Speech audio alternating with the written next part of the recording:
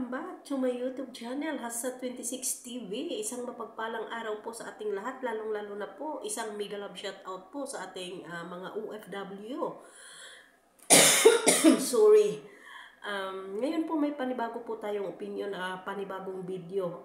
Mayroon lang po akong sasabihin, saglit-saglit lang po ito mga langga.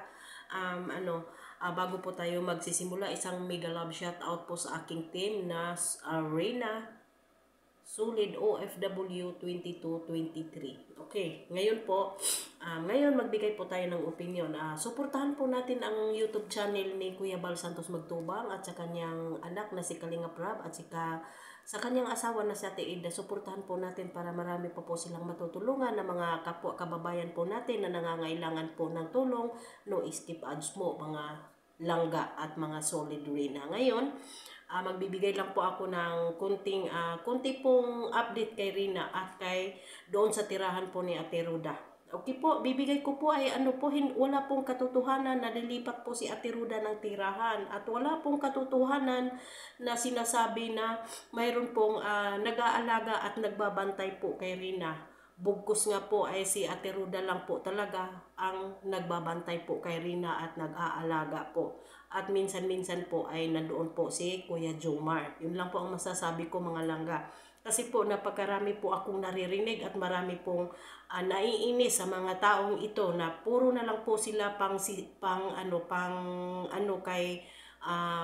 fake news. Marami po silang ito din naman pong mga fake news na mga vlogger na nagbibigay update about kay Reyna. Tinatangkilik din ng mga solid Reyna. Okay, ito po masasabi ko sa inyo, hindi po totoo na lilipat ng bahay si Ate Ruda at hindi po totoo na may security at may pulis na nagbabantay sa bahay ni Ate Ruda. Hindi po totoo yan, fake news po yung isang vlogger na yan. At hindi po totoo na si Reyna ay may pulis na nagbahatid sundo sa kanyang school. Hindi po totoo yan, please naman po. Wag naman po kayong ganyan. At isa pa po, si Reyna po ay nagpapagaling na po. Magaling na po si Reyna. Pero kayo po, panay po kayo, update para tangkilikin po ang inyong channel sa mga solid Reyna para po panuorin kayo. Please naman po, sobra-sobra po yung pang-aabala ninyo sa mga ginagawa niyo. Puro naman po fake news. Okay, mga langga, mayroon po tayong aabangan na pasabog daw.